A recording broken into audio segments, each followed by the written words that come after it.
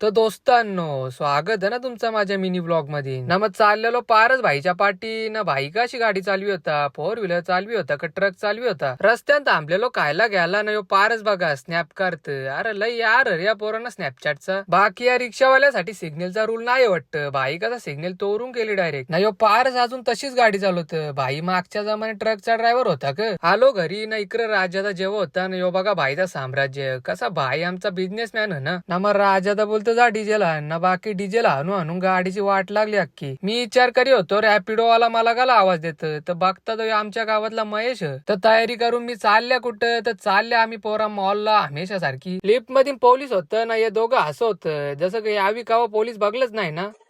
So we are taking KFC order. आता जातो का करायला तुम्ही लय माझी मजा करतात ना इंग्लिश बोलल्या. तुमच्या शिवाय डेंजर बोलता मी. अच्छा जी ऐसा है क्या? आली ऑर्डर ना. बाकी 4 गाड्या पळण्यासाठी रेडी होत्या. एक बार धोखा खा चुका हूँ, दोबारा नहीं खाऊंगा. पहचाना मुझे? आमच्या सगळ्यांचा खाऊन झाला तरी पार अजून खात क बोलायचं त्याला. घरी असल्यावर पोरा पडद्याला हात पुसताना. इकडं बघा ना कसलं नकर यांचं.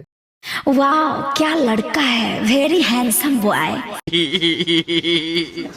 ना मग चाललो ना घरी आता ना. मग करता तुम्हाला पण टाटा बाय बाय.